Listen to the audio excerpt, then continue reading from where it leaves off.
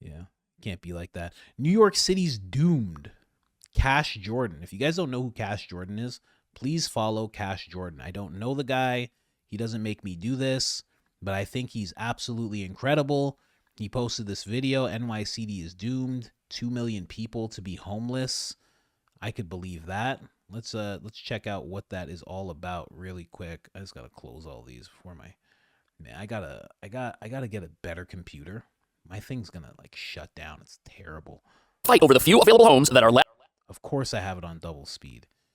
Man, the app on YouTube, it lets you go triple speed now. Whew, I've been killing it. And what nobody running this place wants to admit is that this proves progressive policies are nothing but a disaster for middle-class residents who can't find homes during a housing crisis caused by our leaders refusing to pass laws that allow modern buildings higher than 4 stories in rich neighborhoods, forcing people to part with eye-watering amounts of rent for very little in return, which just makes it harder for people to shop in our grocery stores, not because Key Foods is greedy, but because their prices reflect the reality of doing business in a place that's gone full progressive. Don't ever go full progressive. It fails every single time it's tried because progressive policies result in the opposite of progress. Taxing businesses to the brink while allowing crime to run rampant in our stores, forcing prices to rise faster than inflation, which results in people experiencing the opposite of financial independence, with many consumers now going into debt just to pay their rent and put food on the table, turning what should be the American dream into a never-ending cycle of wage slavery that leads to misery and spells financial doom for people who in many cases are tough overachievers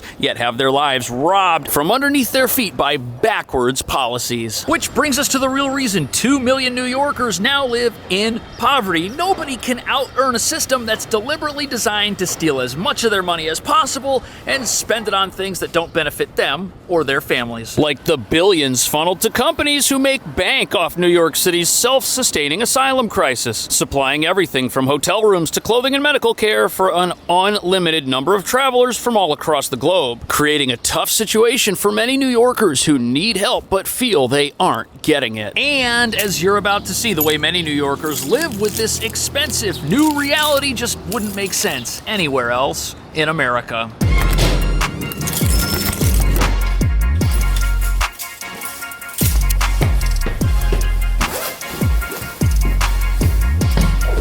I'm not from New York, but you could figure out where this guy lives when he shows us stuff like that. You could figure out quick where this guy lives. It's pretty dangerous. Shouldn't do that, man. Someone tell this guy, don't do this.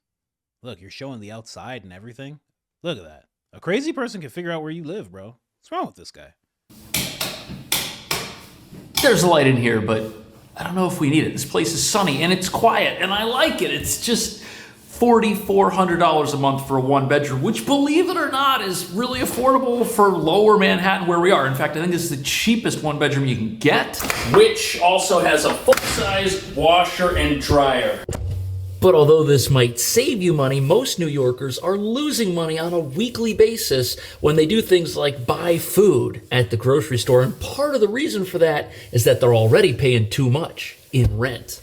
People are actually going into debt and suffering real physical and mental health effects because of the monetary strain. 86% of us see and feel it. The cost of buying food and feeding our families going up, and it's rising faster than our wages. So last month, average rents in Manhattan hit a new record at $4,500 per month, which is $100 higher than the previous average rent record here, which was set back in 2023. And if rents are rising and grocery prices are rising, something's gonna break. And with household budgets imploding, it's no wonder that 53% of people have reported taking on more debt just to feed themselves. And the problem here is that even though rents might be expensive, they only change on a 1 or 2 year basis. But if the prices of the stuff that you'd put in your medicine cabinet or put in your refrigerator, if that stuff suddenly goes through the roof, people, they're going to have a decision to make. Do they keep themselves fed, or do they take on credit card debt, hopefully only on a short-term basis to get through the next couple of weeks, the next couple of months? Hopefully it's not longer than that, but it has been for many families. And for that, Man, New York, you should have just let the mob take over. You had the biggest parts, the guys who ran the mob, who ran the crime syndicate were all from New York. Should have just let them all take over. What are we talking about here? It would have been way better off. Way better. What is this? Should have just let the mob just take over completely. This is crazy. Mob rules. Should have just let them take over. They wouldn't have done this to you guys. The mob would have been like, okay, hold on. 44 for what? Would it be Manhattan? It's just a bunch of a-holes.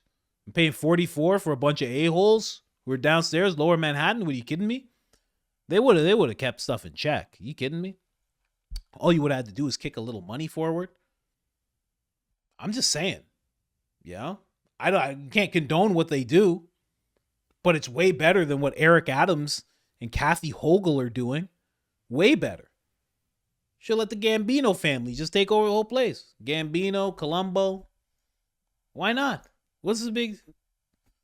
It would have been fine. Let the Gaudis take over. This is crazy. This is nuts.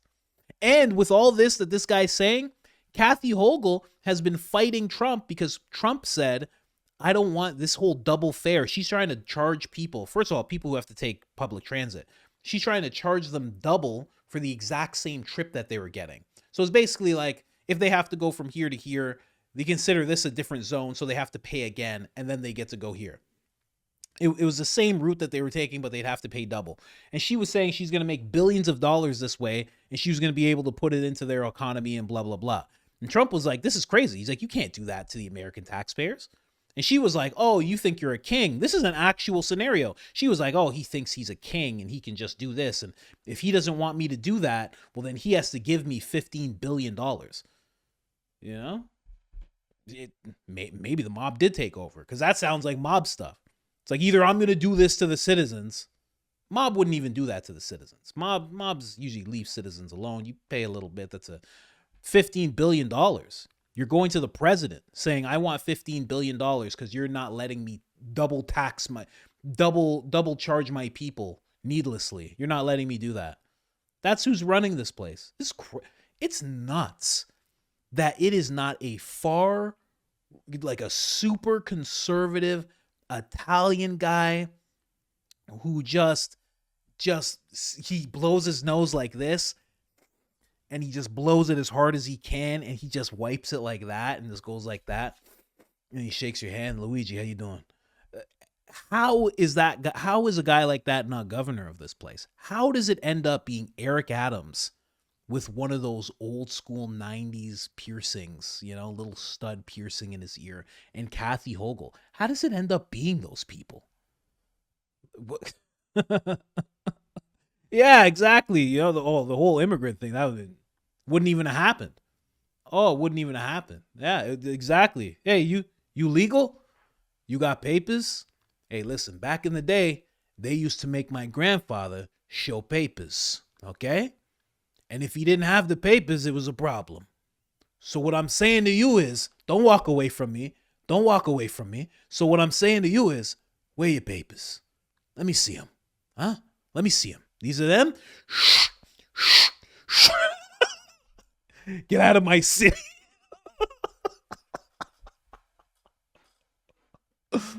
Oh, man. That's what they would have done. They would have handled business. Who are you? My name is, I'm new. I come to vote. You come to what? I come to vote. You come to what? Hey. Dino. What do you want to do? You want to vote? I got a vote for you. Come out back. I got a bunch of votes for you back there. Oh, it would have been a problem, man. It would have been much better. I'm just saying.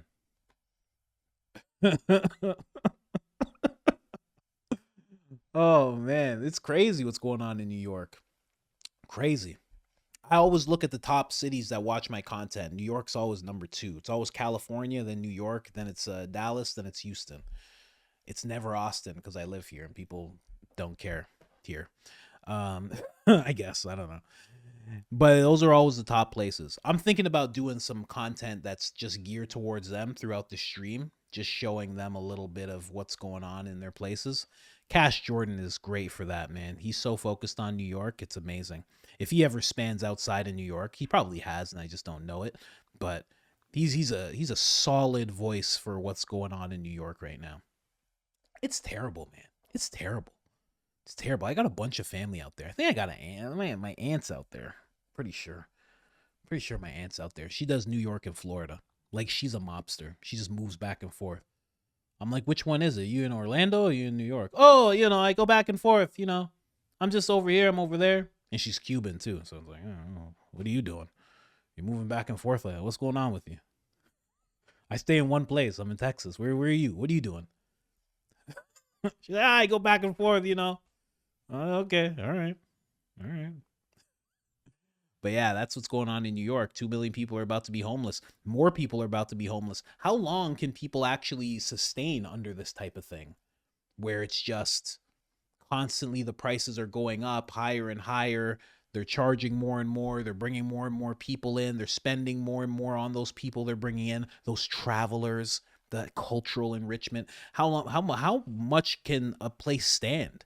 New York is like the stress test for this type of thing because California is so big that it's not as talked about. There was like 34,000 Chinese illegal immigrants that crossed through the California border. Like a lot of people don't talk about the California border because they don't do anything about their border process. Like people coming through, everybody would talk about Texas because Texas really had a problem with it and they were actively trying to solve that problem even when they had to go against Biden.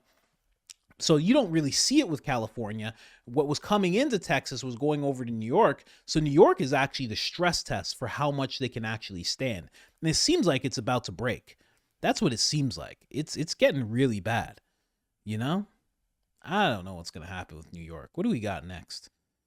Actually, let me play a little more of this. That reason many families just can't take it. They're choosing to call it quits. And both New York State and New York City are losing more residents than they're gaining on an annual basis. And the people who haven't left yet are wondering why more of the city's money isn't going to things that would actually help New Yorkers, like food assistance programs or grants to companies that would build new buildings, increasing the supply of apartments, which would lower rents and help people do things like buy groceries at the grocery store. So that's got many people asking, where does all of New York City's money go? We have been wasting taxpayers' money for far too long. $6.4 billion is how much New York City has spent on the migrant crisis in the past 2 years.